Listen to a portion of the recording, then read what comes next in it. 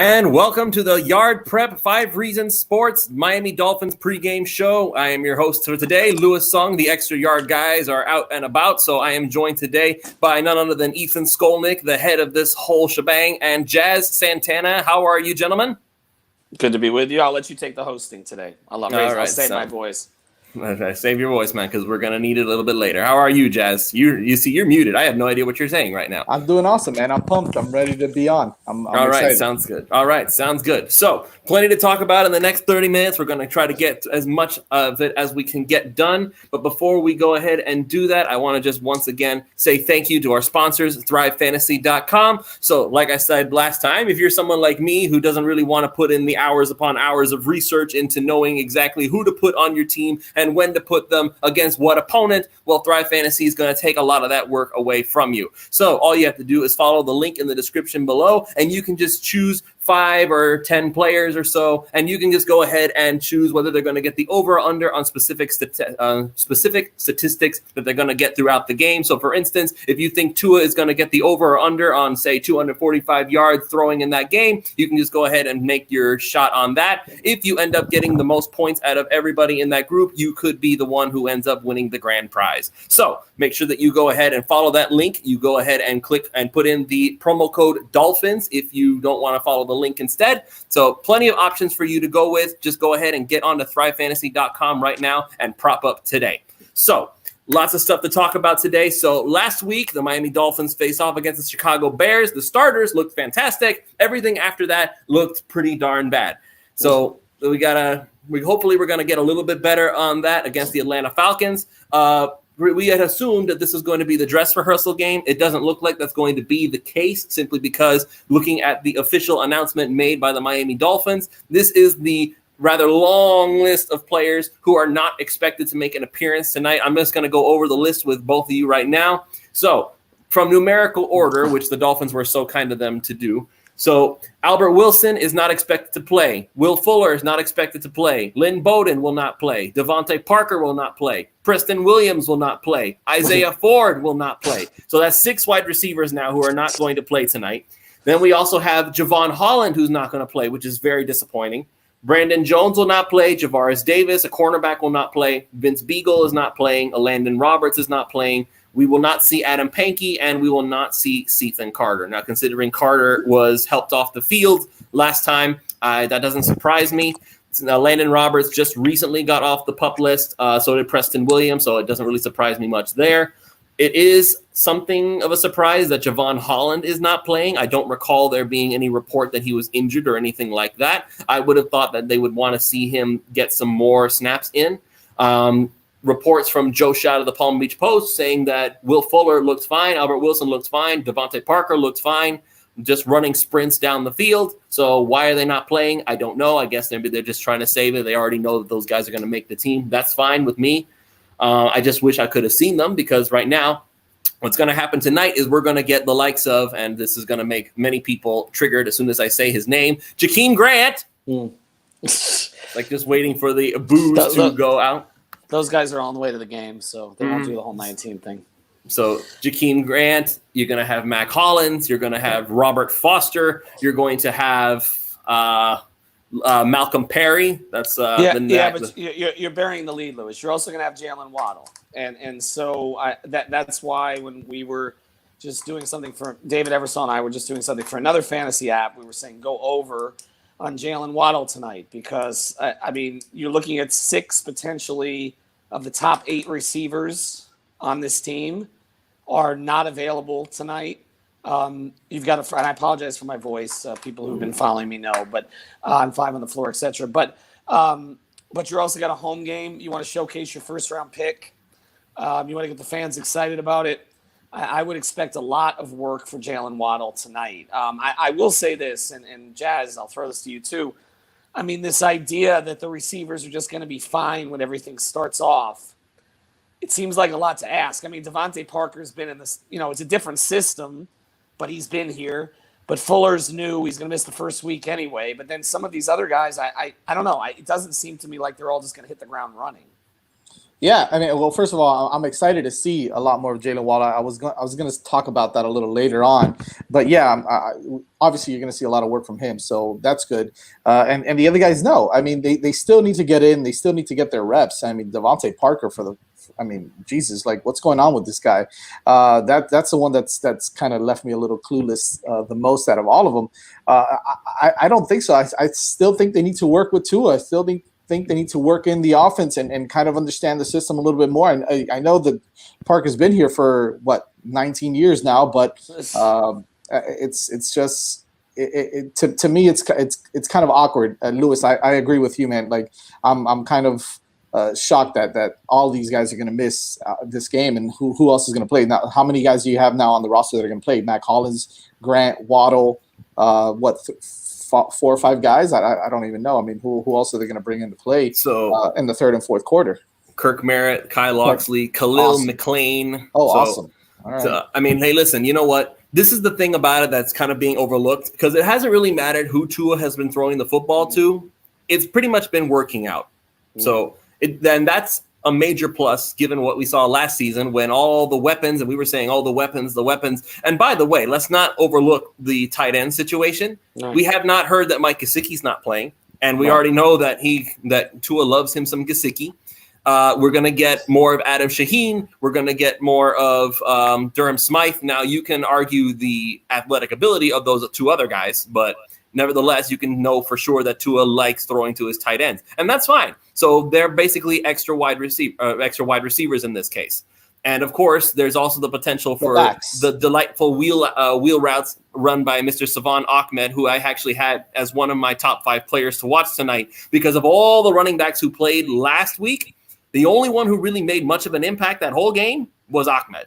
So not even Gaskin was able to really make much of a dent in the Chicago Bears defense. But Ahmed, with his superior speed, was able to get something going there. So now I'm going to go ahead and ask you, Jazz, how much do you expect to see from the running back core, and who do you expect to stand out the most? Well, you're going to see a lot more of them now, especially with all these guys that are going to be out. You're definitely going to see them a lot, catching passes from whoever it is at quarterback, whether it's Tua, Brissett, any of those guys. I think you're going to see a lot of them. You're going to see – I think they're going to continue to work in Ahmed. I loved what I saw last week, and I did like what I saw, last season when he was able to play a little bit. So I think you're going to continue to work in Ahmed. But the one I really want to see kind of get it going is Malcolm Brown a little bit. What we saw last week wasn't really that impressive. We didn't really see much anyways, but, it was kind of like, a couple yards here, a couple yards there. He's the guy that I really want to see get a little more work than the other guys. I think with Gaskin, obviously, you're going to get with him, so I'm not too concerned if we don't see a lot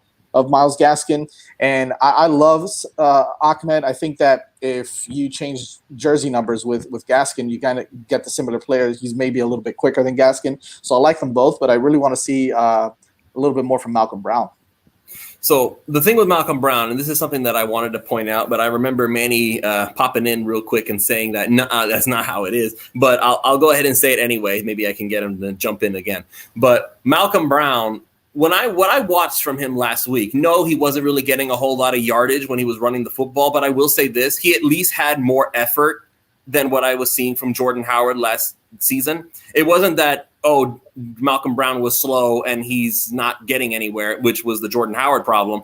Now it's just Brown's trying, he's pushing, you can see him churning his legs, he's just not getting anywhere. So I can't really fault him for not finding any blocking. When you have a power back, you need to get some head of steam going. So the thing with Jordan Howard was that he would get 1 yard and then he would fall down. Malcolm Brown is at least trying to push. He just can't, even no matter how tough you are, when you're pushing against 300-something pound people, you're not going to get very far. Yeah, I mean, the thing about Jordan Howard is he's left such a bad taste from last year. Had a very Kalen Ballage feel to it where you were looking at 1-2 yards of carry. I'm not really that worried about their backs. I mean, to be honest, in order of things that I'm concerned about, I think their backs are fine. To me, it's about and you hit it, Lewis, when you were on with Dono this week. To me, it's about their offensive line. And so even as much as we talk about the receivers, the only reason the receiver thing really concerns me is because Tua is going to be judged based on his performance, and nobody's going to pay any attention to the fact that he doesn't have 6 of his top 8 receivers, not including the tight ends. So it's more of an annoyance in terms of the way the national media covers him The real problem, exactly that idiot. The real problem for this team, he's already changed his tune because he likes to take every side of every issue. But the real problem for this team is up front.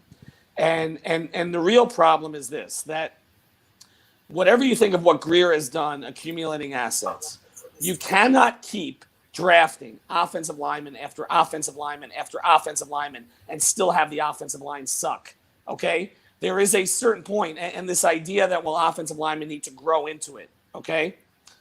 You look at teams around the league, okay, and I did a little research on this the past 24 hours. There are a lot of first, second, and third-year offensive linemen that are playing at a reasonably high level. These guys need to come together. It's got to be somebody other than Robert Hunt who looks good. This is going to be the downfall of the Greer regime if they don't fix this, okay? Because all the other nice little pieces that they've accumulated around Tua don't matter if he's on his ass, all right?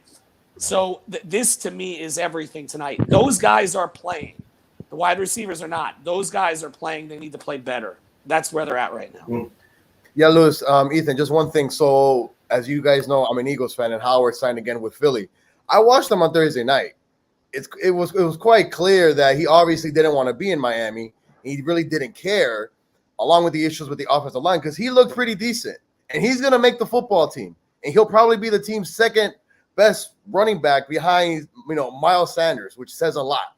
But you're absolutely right, Ethan. I think the last offensive lineman that the Dolphins have had that actually stayed here for quite some time that was productive was what? Maybe Jake Long?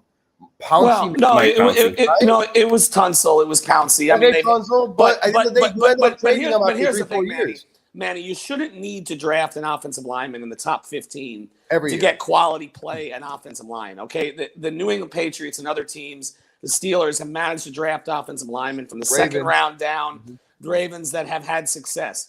This team cannot keep burning third-round picks on offensive linemen who cannot play, okay? And this is – Greer and Flores clearly know how to draft defense, okay? And I think that on the skill side, they're getting it right. But at least at the wide receiver position, we'll see what happens with Waddle, but I like him.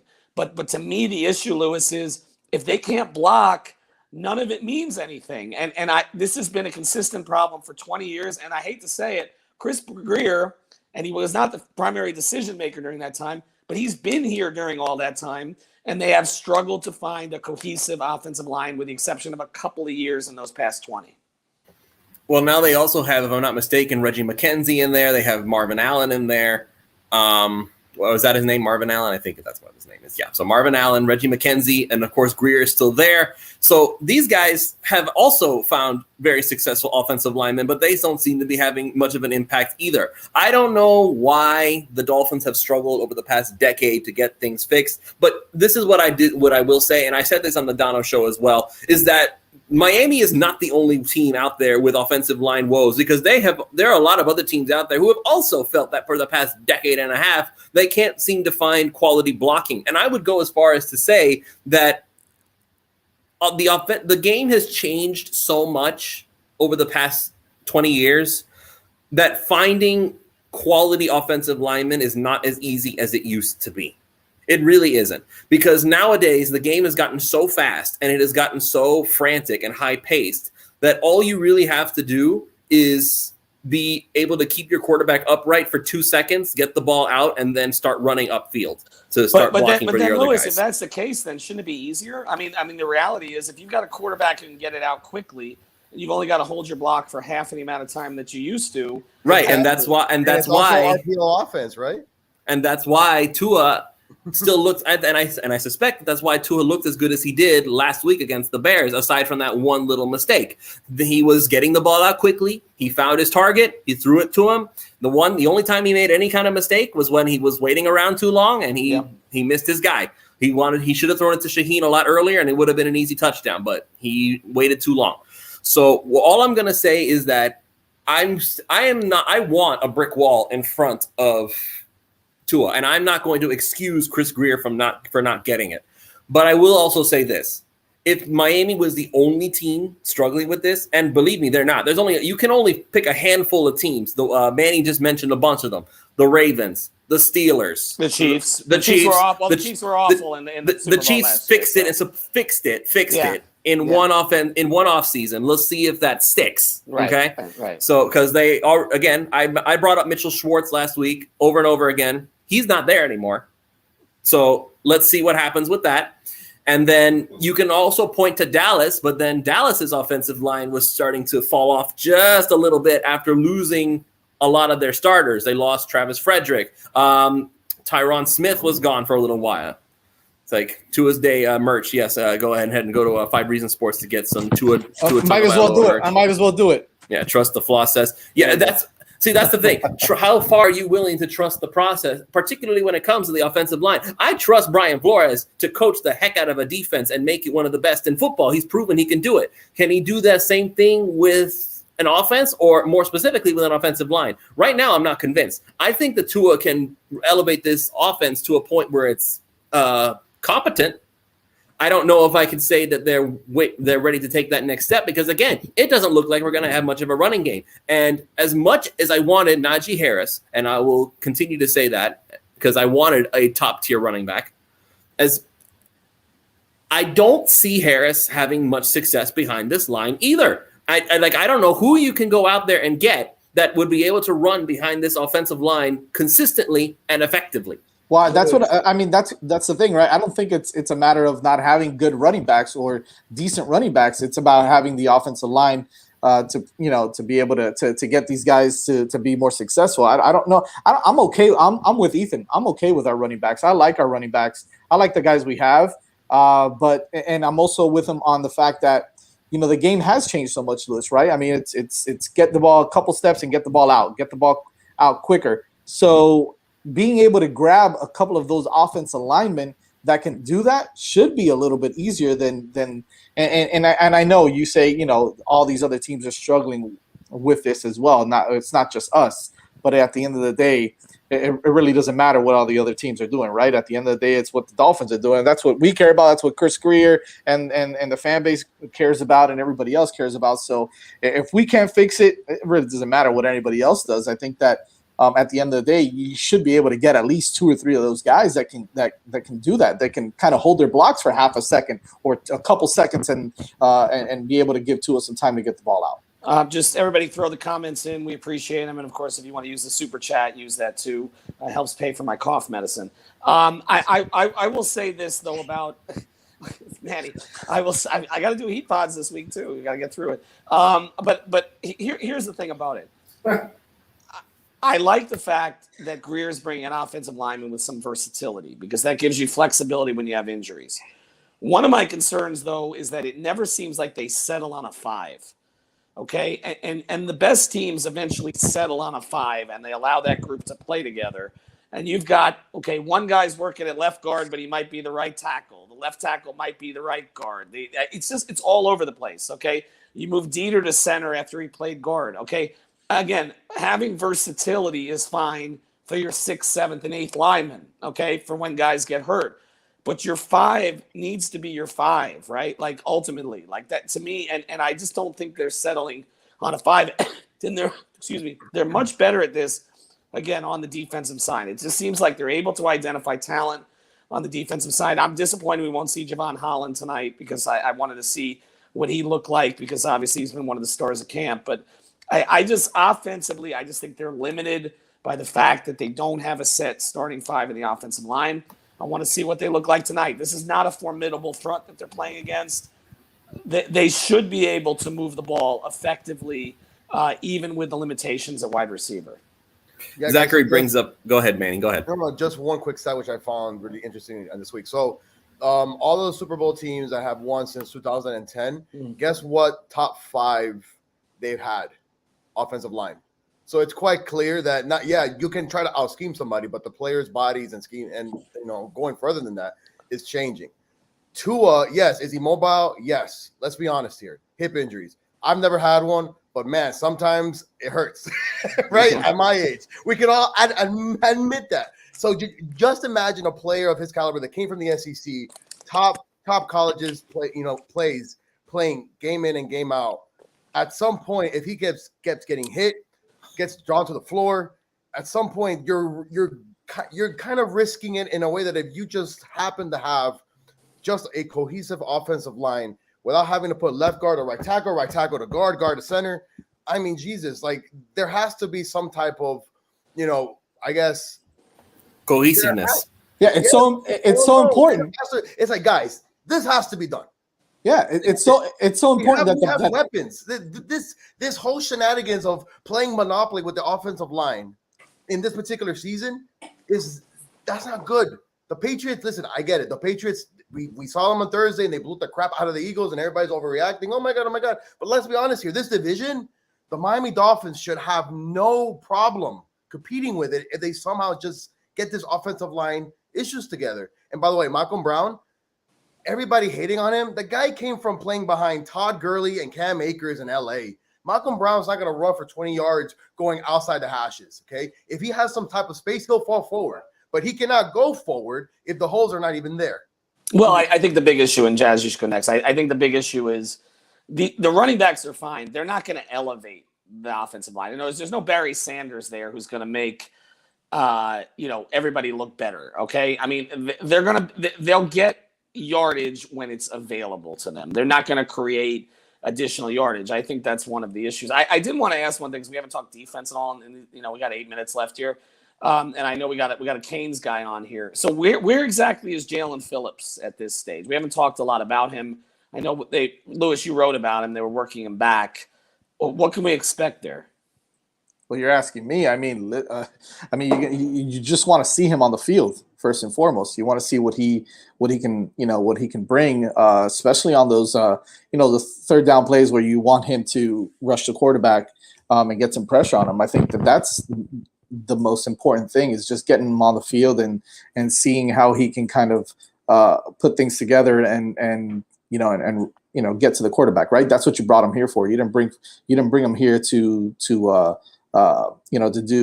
Yeah, I'm not saying not to do anything else, but that's what you brought him here for, right? Primarily is to rush the quarterback, get to the quarterback, get pressure, sack him, and be productive there. So that's what you want to see. Now, how much of that are you going to see? Lewis and Ethan, you guys can probably answer that a little bit better than I can because last I heard he wasn't, obviously last week he didn't do much, he didn't play. So I definitely want to see that. That's primarily, I just want to see him on the field. I want to see him get some snaps under him, and I want to see him get some pressure on the quarterback. Well, from all intents and purposes, I think that he is going to be getting some playing time because, again, we read down that whole list. And Javon Holland was on the list. Jalen Phillips wasn't. So I expect we're going to actually get to see some snaps from him. I suspect that the reason they made him a linebacker, I suspect we're going to see Jalen Phillips do more than just rush the passer. I did this on the Dono show as well. I see Jalen Phillips, and I think the Dolphins see it the same way, that Jalen Phillips is going to be what Deion Jordan was supposed to be in Miami before his head kind of popped off his body. It's just he needs to be focusing on just making sure that his health stays right, and he has the physical talent. You know this, Jazz. You're a Hurricanes guy. You've seen him in action. He has every physical tool you could ever ask for, and then some. If he really, really pushed himself, he could become the next Jason Taylor. He really, really could. He just has that kind of talent level. Now, JT wasn't if I'm not mistaken, JT was not the most physically imposing individual when he was drafted. Jalen Phillips is. Yeah. I mean, holy crap, Jalen Phillips is. No, well, Lewis, there were concerns when I covered that team. I mean, there were concerns when Jason was drafted that he was too small. I mean, I think that there was third round out of Akron and hadn't played against big time competition. And his rookie year, there were struggles. I mean, there were struggles. I mean, he had a breakout year and he backtracked. He only had 2.5 sacks one year after he got a contract. It was not like people remember Jason Taylor's career as just like this. It was not. It took him some time. I do think, though, that for people to look at this as a successful draft pick this year, you've got to get 5-6 sacks and a bunch of hurries. I feel like because there were other players there that, whether you mentioned Najee Harris, there were other players there that could have helped maybe immediately. Okay, correct, right. So, I mean, if you're going to take this guy who does have the concussion history, but he's got freakish ability, you need to see something from a pass rush perspective. Also, as you're determining whether to pay Agba, this is one of those things like that you've got to get production from young players, and I think they're going to pay him. but that's one of the things they need to determine. I think they have to pay him because, remember, Ogba and Jalen Phillips play two different positions. Yeah, true. Ogba's a defensive end. They're making Jalen Phillips a linebacker. So that's why I say he's not going to just rush the passer. He's basically going to be the new Kyle Van Noy in this defense. So he's not always going to be attacking the quarterback. He's sometimes going to be dropping back into coverage. So you're not going to send Ogba to go cover anybody. You're going to send him after the quarterback. It's something new. I mean, to a certain extent, it's something new for Jalen Phillips. Yeah, right.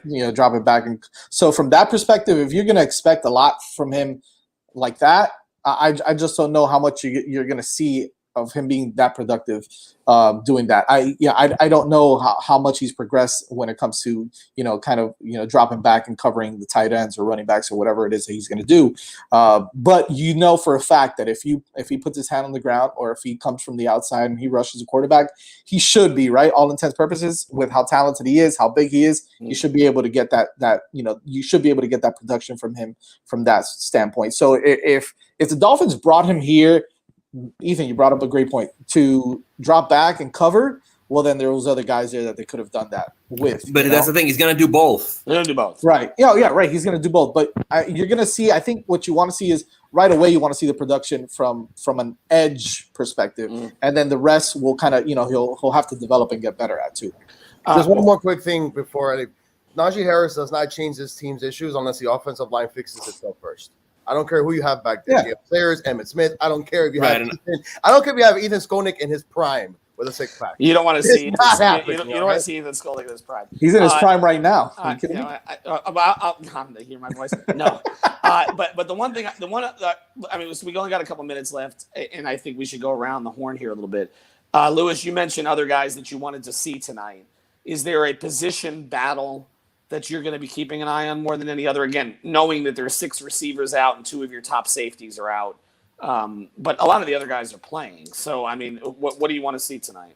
Well, my top 5 players, so for anybody who didn't read the article, I'm just going to break it down. Number 1, Tua, obviously. That's a given because I want to see him repeat the performance he had in Chicago. Maybe throw a touchdown instead of an interception. That'd be nice. Number 2 would have been, well, I'm not doing it in order, but Austin Jackson was one of them. I want to see him bounce back more than anybody because of all the players that they had on the offensive line. He was the one that was the worst of the bunch, so I want to see him do better. Savon Ahmed, I need to see him. I'm wondering if he can. I know that they're not going to have a starter, but I think that if anybody can get the starting position right now, it is Ahmed because, again, he's the only one who's actually doing any sort of functioning as a running back with this offensive line. Jalen Phillips, again, he was the only one that's in a battle for his job per se.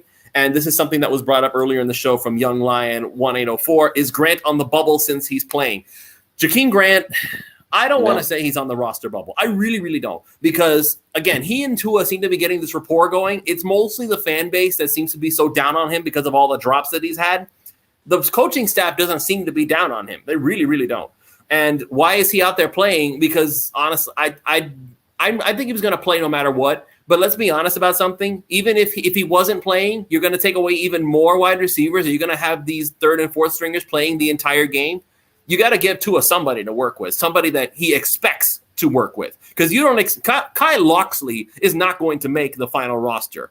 I don't expect Khalil McLean to make the final roster. We're throwing bodies out there now, and Tua's got to make it work. So if anything, this is more of a test for Tua than it is for anybody else. Because Tua now, again, no weapons to work with. He's got to deal with that Falcons defense the way that it is. So now you have Grant out there, so at least he has somebody out there that he is familiar with.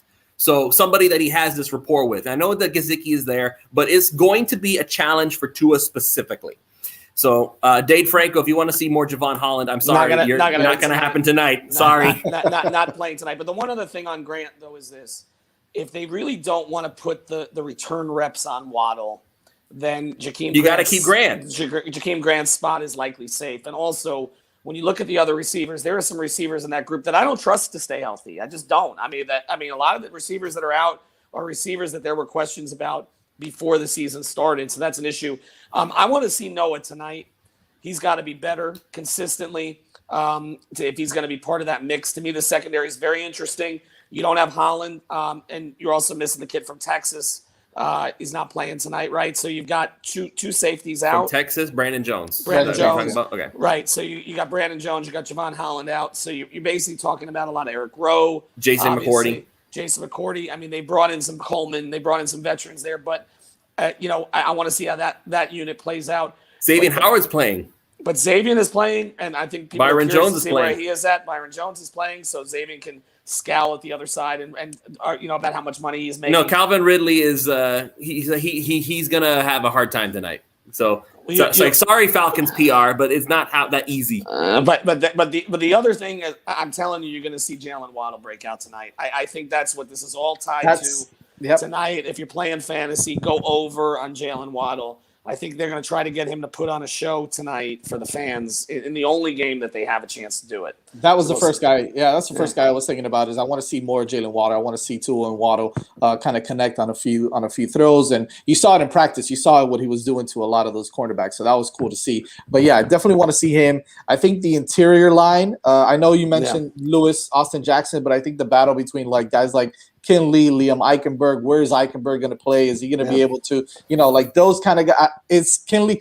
So everybody thinks Kinley, was going to be so great. He had a couple of plays, right? That kind of showed. Kinley was all right. We could see what he could do, right? He wasn't anything special. So does a guy like Liam, Eichenberg come in and maybe play? He's not. Let me put it this way. We don't know who also. Let me put it this. He's out. Adam Pankey's out. Okay. Let me put it this way, Jazz. Let me put it this way. When the season starts, week 1, I fully expect Solomon Kinley to still be the left guard. Yeah. I fully expect him to still be the left guard. But let me ask you this: did you expect that Jesse Davis would still be one of the 5 starting linemen? I had hoped not, but part of me was thinking, it's probably going to be Davis. That's pretty much where this thing appears that it's headed. So we'll see. Lastly, Mac. I like Mac Hollins a lot. I like him on the field. I think that he is going to be one of the wide receivers on this team, and Grant, because they bring just too much value in special teams as well. And I just like Mac Hollins' versatility to be able to play. Well, they're available, Jazz. I mean, at this point, that's true, right? That's really. But that was last year with Tua also, right? You just threw guys out there. So but it's a new Tua. It's really all you're asking for. All right, so real quick, just before we end it, do you think they're going to win? Yes or no, Jazz? I don't care, but sure. I know you don't care, but because that's how we ended it last time. Sure. All right. Yeah, they're gonna win. I don't care, and I don't think so. I don't think it's the way Flores. I think Flores is like Belichick in this sense. He doesn't really care about the results of the preseason games. I just want to see Tua look sharp. I want to see him stay off his ass, but they protect him a little bit and get Waddle some touches. And defensively, I want to see a little bit of pass rush, which we've not seen from them. Okay, and I also want to see Xavier Howard look like a little bit more like Xavier Howard. I don't think they'll win either, but that's just because of the reserves. Manny, do you think they'll win? Yes or no? Before we close, I can care about the score. What I want to see is when we get in that red zone, score damn touchdowns, that's true. Goals, and Tua, please don't turn over the football in the end zone. That's all I ask. Yeah, all that's right. all. So, Thrive Fantasy. Mention it again. Thrive Fantasy. Go to that contest. Thrive Fantasy. Thank you very much for sponsoring the show. We will be back on this particular link at halftime, and then during the post-game show, we will have a new link. So make sure that you guys are tuning into that. All right. Thank you all so much for joining us. For right now, Manny's going to put up the scoreboard for everybody to watch. We will be back at halftime, so make sure you stay tuned in here.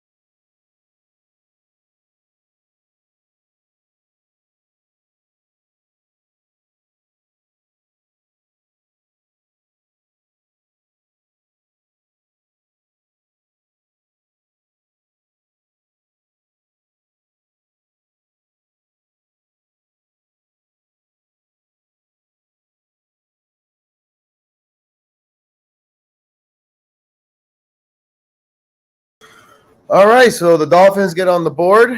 Thankfully, they scored a touchdown. That was one of my key things in the pregame show at Yard Prep was to make sure that they get in the red zone and score touchdowns and field goals. Like I said, good. If there's anything good news, though, again, we don't know the situation with Waddle. He actually walked under his own power to the blue tent, didn't go straight to the locker room. Again, I'm not a doctor. I'm not an expert. Just one of those things that, listen, it's part of football. He's making a block, trying to hold it as long as he can. Players coming from side to side, just happens to hit his leg. I mean, it's just, man, if you're a Dolphins fan, right? Like, why, man? It's hard because once again something happens where it could linger your season. Not saying, it could be it, but I mean, unfortunate. But what about Gaskin though on that entire drive, man? Caught the football well, went up the field, ran it well. How about the offensive line, right? So far so good against the Falcons front D. I know Lewis is in the background. I don't know if he wants to jump in real quick if he wants to. Oh, there he is. My bad.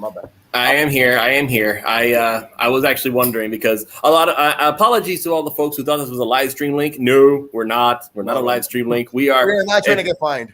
We are pretty much just analysts at this point, and at halftime we'll be able to do a more steady show. Normally we go in between commercials and stuff like that, so we'll try to do that a little bit more as the game goes on. But hopefully, Jalen Waddle was seen walking around. He went into the blue medical tent under his own power for the most part. So hopefully this is not as bad as we think it was, and he'll be back maybe next week.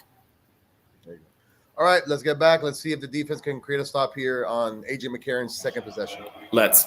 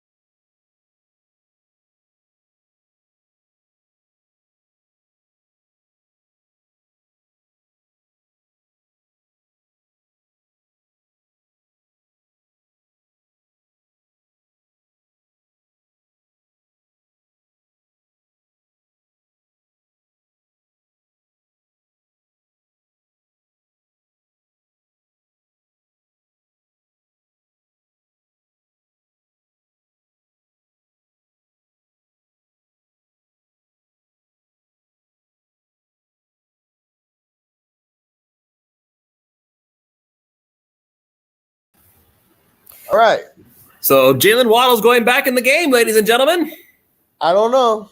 I listen. One can only wonder what was it that hurt him so bad that he had to go writhing on the ground in pain, and then suddenly he's back on the sideline doing his thing like nothing ever happened. But was that a cramp or what? Again, you're not playing for the division. This is not a playoff game. I don't know really what more you need to see. You know, I just don't. I don't agree with it. I don't honestly at this point. I don't either. I guess, but you have to keep in mind that there's basically no wide receivers left. You know. I understand that, but was your plan then going 4 quarters with them tonight? No, the plan was to get a half in them out of them. That's what Flores is playing anyway. He clearly limped off. He clearly couldn't walk towards the bench when he got injured. So now all of a sudden he's gonna magically go to the locker room, come back out after getting retaped. I don't know. Maybe he's just trying to prove that he's not this glass cannon. My man, prove this when we're in Buffalo. Prove this when we're playing the Patriots, man. I get it. Do it now. I get it. I get it. I really, really do. Listen, I'm gonna pray to Mother Teresa right now, or whoever you pray to, and to football gods, and be like, please, nothing happened to Waddle or Tua or whatnot, because I don't understand this. Juan is saying someone needs to hide his helmet. Well, they did. It's like, don't let him. It's like, don't let him. They did hide his helmet when he went to the locker room, and it just magically appeared again on the sidelines when he came back out. But he's like, I'll just grab this helmet. I don't care. My helmet. I'm not going out there. It's like now, whenever he catches the ball, I'm gonna be like, ugh. Yeah, exactly. But that's the same thing we did with Tua when he went out there. It's like, he got hit. Is he okay? He's fine. You know. So just again, hoping against hope that everything is all right. About to get back to it. Let's get rock and roll.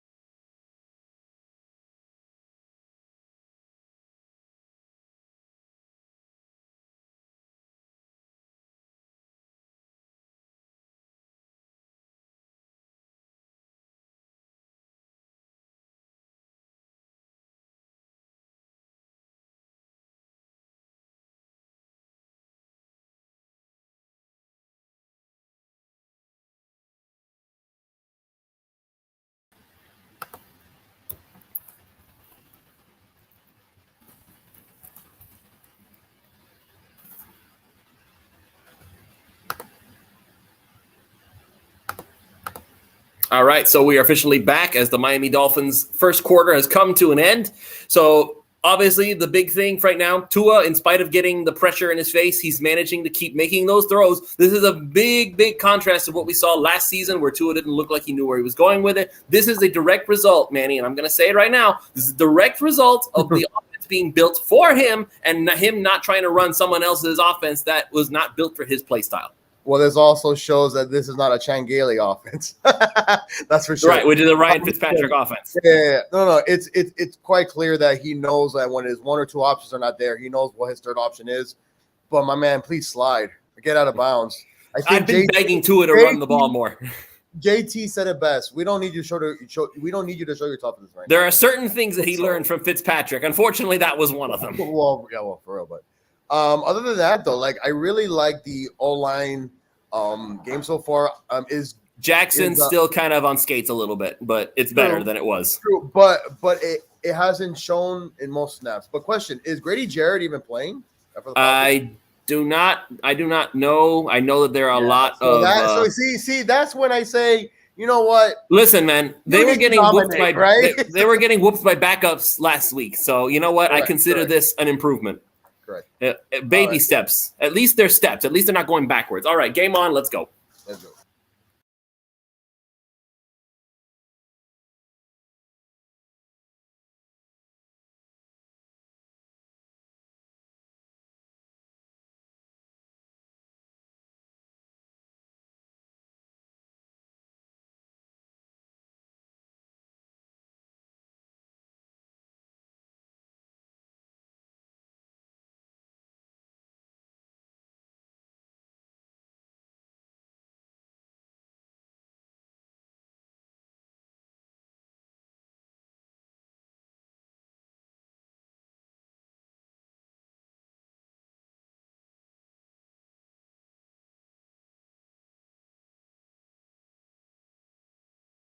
By the way, I blame Lewis, who jinxed us. Said Austin Jackson was Look what just happened. All right, back to the.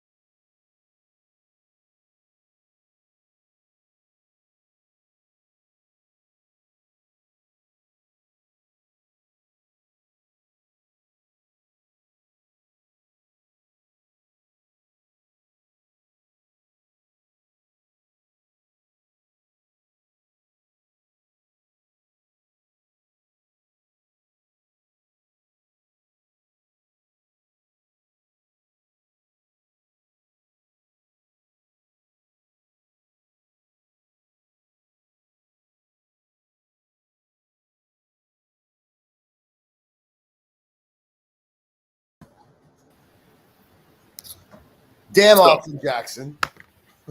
Okay, I told you that he wasn't necessarily having the greatest game, and JT broke it down real good.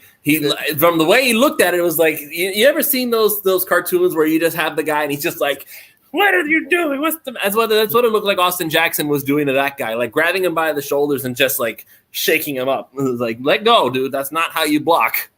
Yeah. Well, listen, No, running backs look good. The offense itself looks great. Yeah. They're definitely moving the ball much better than last week. For sure. And this is without their mainly weapons at the wide receiver spot besides Waddle.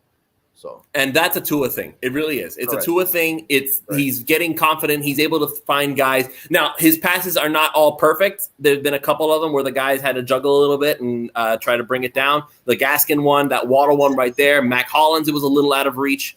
But at the end results makes everything better. So if the guy can actually catch the ball and actually comes down with it, then guess what? Nobody's going to really question it too much. So as long as the result is good, it's fine. So they're in the red zone now. The second quarter is still going down. Brian Flores said his starters were going to play the whole half. And that includes Jalen Waddle, because Jalen Waddle is still out there. In fact, right now, Arthur Smith is challenging whether he caught the ball or not. I didn't get a good look at it before the replay happened, but it's very obvious that Waddle is not going out anytime soon. So regardless of whether you think that's the right idea or not, I know what you think. Honestly, I know what I think, and I agree with you. But clearly Brian Flores is here like, I don't care. I'm not scared. So let's see what the call is. But I also think that it's good to see that Tua's not forcing the ball. They reversed the call. Okay, so it's incomplete. Oh, so it is incomplete. Yeah. Well, I guess Waddle has one catch to make now. All right, see you soon.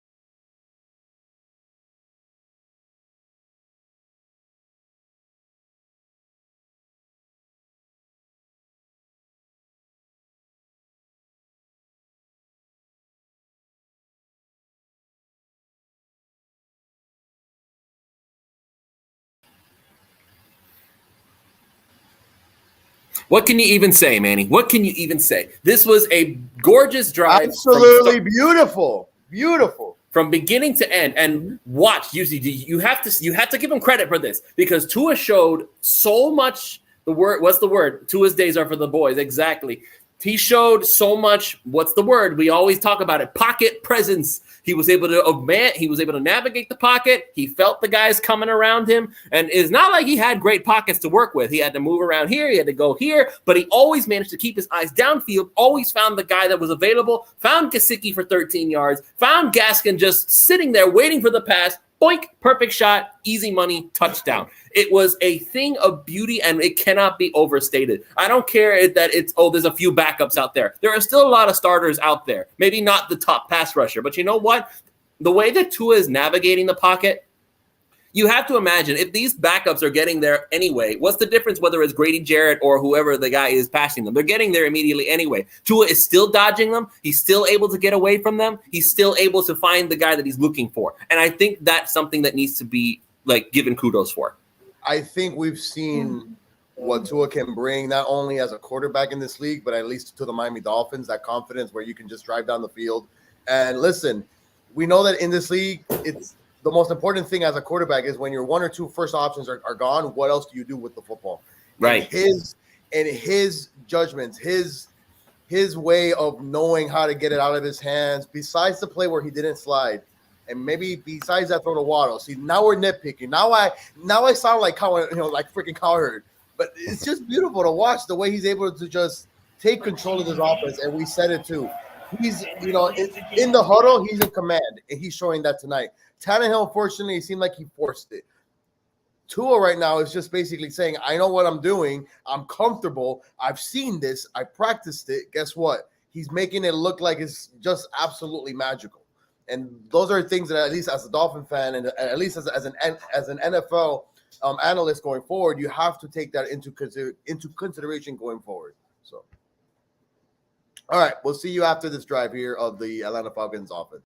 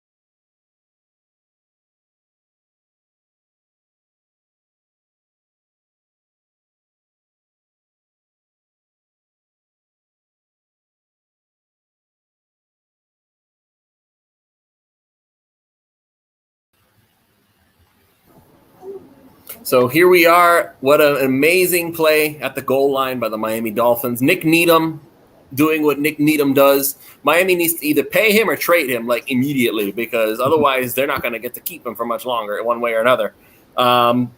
As far as Eric Rowe, the tight end eraser strikes again. This dude, like, man, he's so underrated. He's so underappreciated. Everybody needs to give credit to Eric Rowe for what he does, because I don't think he gets enough appreciation for it.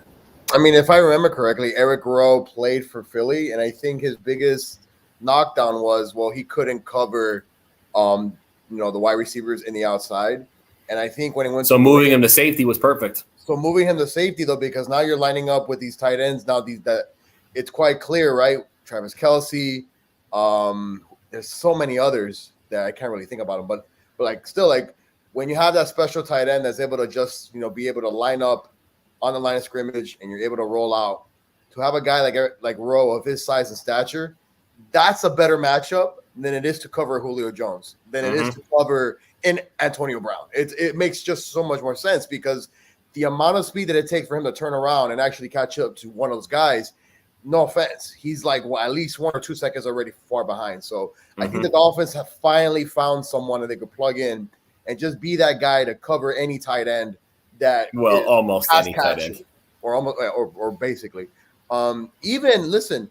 Maybe even though fourth wideouts per se, there's just so many speedsters that play that position on a team that you might have. But, when you roll out a running back of that stature or a tight end, I think Rowe is going to match up so well, which then comes back to when you have Howard locking down on one and you got the other quarterback. I forgot his name all of a sudden. Which one? Felipe Franks? No. The other quarterback for the Miami Dolphins. Jacoby Brissett. No. The other cornerback. Oh, corner. I'm sorry. Corner across from Howard. Okay, so we got to talk about it later. We got to go.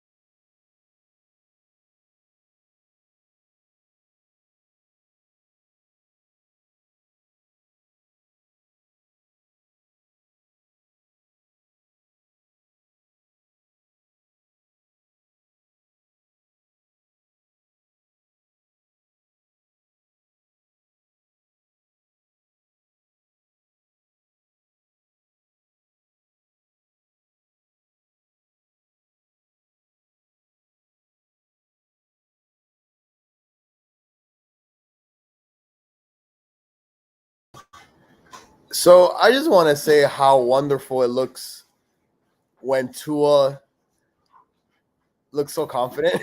Yeah, it looks amazing, but unfortunately they didn't go to commercial, so we don't have much time to talk. No, hopefully Gesicki's booty is okay. Yeah, no, but you even said it the last time we came on. The way his pocket awareness, sliding, finding the third option over the middle is just so wonderful to see.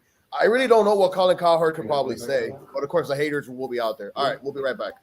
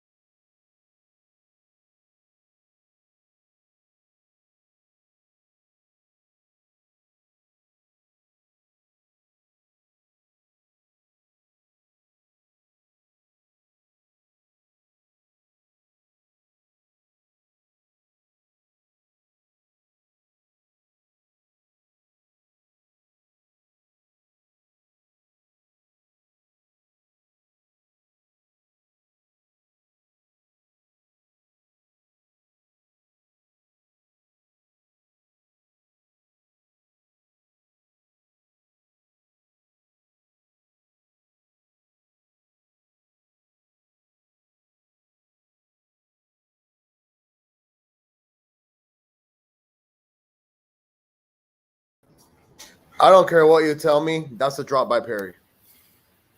Yeah, that's what I was saying too. Perry, like he had it in his hand, and then the dude kind of like bumped him a little bit, and he lost control of it. So I'm not even. I mean, listen, great job getting open, but you got to be able to catch. Like I knew it was going to Perry too. As soon as I saw him make that cut, I knew that's where Tua was going to go with it too. Unfortunately, the defense seemed to know it too. Correct. So, but other than that, man, you got to be impressed tonight with Tua. No, I was very impressed. That's why I was so bummed when Perry dropped that pass. It was like a major buzzkill. I was like, oh man, I was like on this high. I was so excited, and then all of a sudden it's just. So now, Lewis, let me paint this picture for you. Let's think about all the players that are out at the wide receiver spot. Man, no Preston Williams. The room of possibilities of this offense actually taking off. If this offensive line can just at least play a little bit like they have done in the first half, you got to say that this football team could be in every single game as long as their offense at least runs. If Tua keeps playing like this, for sure, man. I don't think there's anybody they can't hang with. Like even the Chiefs might want to watch out because even before last season, when Tua was still in his mode, even then they were still able to hang with him for a little while. With the Changeli offense, right? Exactly. So we will be having a halftime show. Do you know if anybody else will be joining us? Supposedly Juan is coming in. We'll see what happens as far as who else pops in. Well, he's missed a wonderful Tua performance. A lot of the guys have missed a Tua performance. So. For sure. Kai's at the game. Oh, Kai's at the game. Mm-hmm. Ooh. Lucky him. Yeah, right. So anyway, but that's why we're here to give you guys the coverage that we're not getting from them. So we're gonna back you guys up. We're always gonna be here to keep things going for you. By the way, Bowleg said I was talking about Byron Jones. Remember, Byron Jones was considered better than Howard up until last season. Correct. For real. Now him and Howard are making the same amount, right? Yeah. 0.5. Howard, with incentives, Howard's making a little bit more now. Oh, So, but that's what. the cry, baby. All right, we're good. You know what?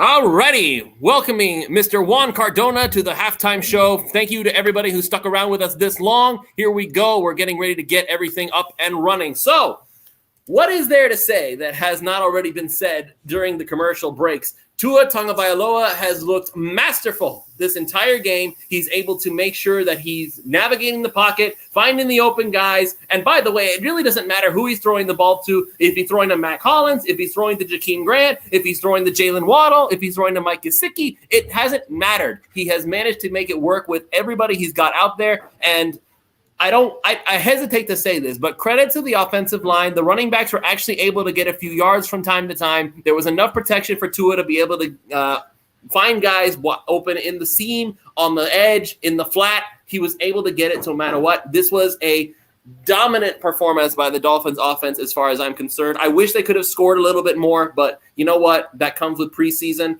If this is what they're doing in the preseason with half-baked weapons, I can't wait to see what happens when you get Preston Williams, Devontae Parker, Albert Wilson back out there, Mike Gesicki on a more regular basis. I'm excited, Juan. How about you? Yeah, it was it's a lot to digest, bro. I mean, truly, I mean, it's now back-to-back performances. You know, I know we talked about the interception, but I mean, we're talking about and this is per Travis Wingfield. We're talking about 2 games back-to-back where he starts 8 of 8. You see him in control. You see him in command. You see him getting everybody involved. You see him hitting Waddle. You see him hitting Gesicki. You saw Mac Hollins with 5 targets. You saw Jakeem with some targets. And you saw really just like the full display. Like I literally just tweeted it out. RPOs, going through progressions, targeting specific players, going through mismatches. It looks like it's all there. I will say that the offense is more predicated right now on a bunch of quick stuff as far as like you don't really want to have too much time for the tackles to kind of get involved. Right now it's mostly get it in, get it out, kind of more of like the point guard system that we kind of expect Tua to be able to run. But you know what? I'm perfectly okay with that. That's kind of what the traditional offense nowadays is for the NFL. Get it out of there quickly and in a hurry. I think that was Kai desperately trying to pop in there for a second there from the stadium. I don't know if there's Kai. So is this why you weren't able to come on for pregame, Kai? What's up? Gaskin season, boy. What's up? I know we're live. I can barely hear anything. I just There's want no to say that Gaskin Dolphins season. fans love Tua. Really? That's very obvious. That's news. Just a status update. The atmosphere is amazing. There was a wave for a while. Guys, what's up, bro? What up? But yeah, that's about it. My guy. I'm sorry for interrupting. I can barely hear anything anyways. But I want to join. And there goes And Kai. that's it. Nope. We had for a while. I'm surprised we had him for that while. Gaskin fire. Love it. All right. So quick mention for Keem. He's asking for a status update on Waddle. Listen, the status update is that Waddle's out there and he was playing. So Yeah, whatever it was that knocked him down so hard, I guess it was just like a shock of the moment thing because he went back out there and did what it was that he was trying to do in the first place. Although you did notice that immediately after all that happened, Tua stopped looking for Waddle for the most part. And all of a sudden, he's like, listen, bro, I'm not throwing you the football. You want to play, fine, but I'm not giving you the ball no more. The defense starts to adjust. They start to go after Waddle a lot more. And then you look at Gesicki being open. I mean, I would not be surprised, though. I would not be surprised. Also, cute kid. I would not be surprised if Tua, because Tua's been doing this, right? He's been showing leadership. He's been listening. Listen, bro, I'm going to protect you from yourself. Let me not throw you the football much anymore because I don't want you to have another episode like that. Because listen, entire Dolphins fan base in one fell swoop was like, our season is over. Oh my God. In just those 30 seconds. Let's also talk about, the Washington duo, bro. I mean, Savon Ahmed, Myles Gaskins, bro, they look explosive, man. They're hitting those corners. Gaskin is playing like he's the power back. That's what I noticed. Yeah, he looks good. And listen, what happened to Waddle wasn't on a ball that was thrown his way anyways. It was, on a like block. A fluke thing. Yeah, it was a fluke thing. So I don't know if he just went away from him completely, but I can see how that would kind of be from a leadership standpoint. All right, I'm not going to throw to him. just to kind of keep him safe. But, on a run play, what if he gets undercut again? So I don't know if that was, the plan. But, I mean, I'm speculating. I don't know for sure. Obviously, I'm not in Tua's head, but it did seem very convenient that all of a sudden Waddle wasn't getting the ball. He was very heavily featured at first, and then as soon as he got hurt, suddenly he just kind of disappeared in favor of Mac Hollins, Myles Gaskin, Savon Ahmed, Mike Gesicki. Even you again. Yeah, I know you don't like him. Jakeem Grant. Mike Collins had 5 targets, leading the team right now. So there's obviously some chemistry that maybe we don't all want to agree or see. I'm a fan of Hollins, though. But it's there, man. I mean, hey, can I say this again? I know you guys called me crazy last week. I don't think we need Devontae Parker anymore. Not with the connection that he is having with Tua.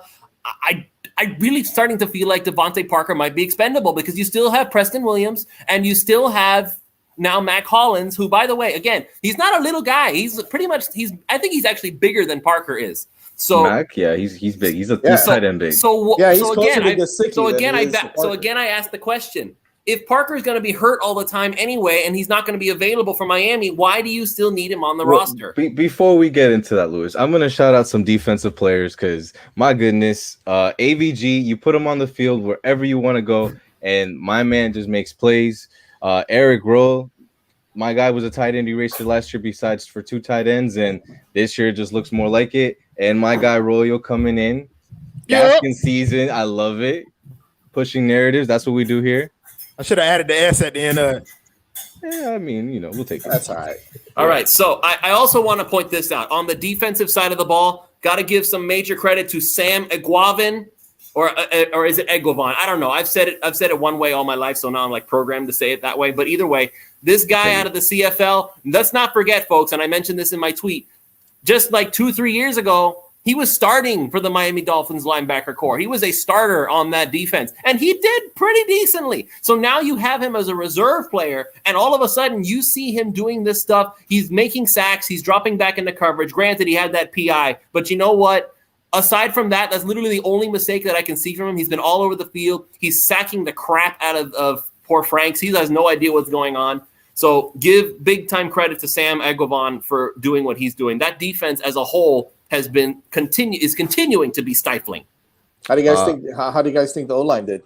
I thought the O-line was great. I mean, I don't think they asked too much of them. It was a lot of like quick, short stuff. Really, just after you got to build the RPO stuff is when you kind of saw the deep stuff to Gesicki and all that stuff like with Mac. But I think the offensive line looks like they're gelling. I think the 5 with Austin Jackson, Kinley, Dieter, Hunt, and Davis are kind of like the set things right now. And we're going to see Liam, I think, to like the end of the game at right tackle because he's going to get a lot of time. And if in the event that, we end up just playing him at right tackle, I think Davis could easily be a good like sixth offensive line for us. I think saying the line play great might be a bit of a stretch because a lot of those plays was Tua kind of like evading pressure a little bit. There was some coming right up the middle, particularly on, I think it was the touchdown they threw to Gaskin where Dieter kind of blew up and, Tua just kind of slid around it.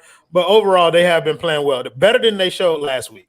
And so that's all that can be hoped for. If you see a little bit of improvement every week, then they could potentially come together by the time the opener gets here. Yeah, even my boy Malcolm Brown got some nice yardage on a no more Jordan Howard PTSD today. No, that's it. They opened up. I mean, I never had Jordan Howard PTSD. I always said that Brown was pushing harder than Howard ever did. So now it just actually gets to pay off because there's a hole to run through. That's the difference. Yeah. But let's see. Who else can we highlight here? Mike Gesicki doing what he does in the seam. He's a mismatch like no one else. I don't care what Hunter Long turns into. Pay Gesicki now while he still have a chance. Gesicki's gonna make us pay for not having paid him, bro. He's looking like 1,100 yards and maybe even double TDs, like double digit TDs. Like he looks like he's about to explode.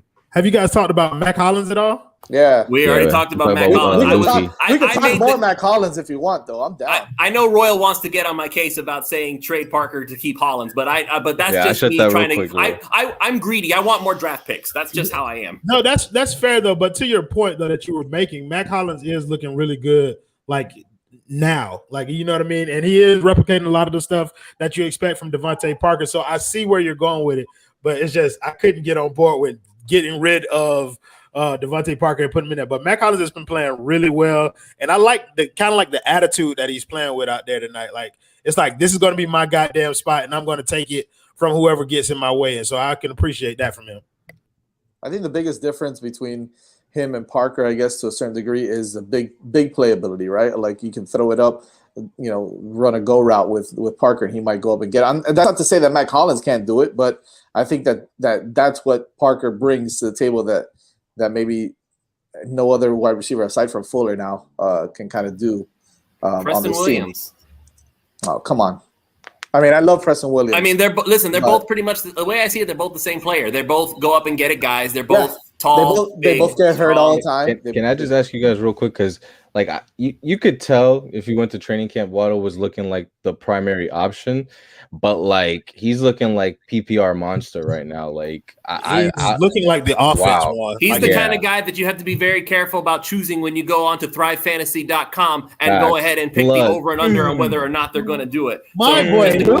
Just a quick reminder, this show is sponsored by Thrive Fantasy. Once again, you can go to thrivefantasy.com, use the link in the description, or you can always use the promo code Dolphins when you go ahead and sign up for the first time. They will match up to $100 on your deposit, and you will be able to use some of your Dolphins knowledge to maybe earn a few bucks. Okay. So back to what we were going on. The second half is going to start very shortly. Let's give credit to another guy, Nick Needham, doing what he does. Eric Rowe, give credit to him. Byron Jones. Hey, Byron Jones. Don't let him be overlooked, because even though we didn't see Xavier Howard do much because his guy was they didn't throw his way, but they did throw Byron's way. And you know what? He was blanketed the whole time. So again, that was why he was signed in the first place. Not because he makes a lot of interceptions, but because he is going to shadow your guy and he's not going to let go. Can I mention one negative thing? Go ahead. Knock yourself out. The drop slant on the touch. That was a touchdown. Okay, Malcolm Perry. Malcolm Perry. No, not only that, the touchdown that Atlanta that receiver dropped in the end. Okay, well, listen, hey, man, that's football, it happens. Yeah, it's never going to be perfect. But that's all right. That's on Justin Coleman. That's on Justin Coleman. But listen, I'll take it. Happens. It I'll happens. take it. We stopped them on fourth down after that, so that's fine. Yep. So just for the record, looks like we're about to get back in the game. Jacoby Brissett is officially going to be back in. Tua has his hat on and his little earpiece in. So I think so I'm glad. I'm good with it. This is the end of the game. So, well, not the end of the game, but it's the end of the halftime show. Join us. We will be back on a brand new link. So this show will basically come to an end. We will have a brand new link for the post-game show. I will be joined by Juan. I might be joined by Royal. I might be joined by Jazz. And whoever else decides to pop in, we'll see what happens. Because whenever we do post-game, it's usually chaotic as all get out. So we will see you all for the post-game show, and we will try to see if we can maybe get in between some commercials as well. Right now, I got to eat. I'm hungry. Yeah, I think I'm going to go to Target. Laters.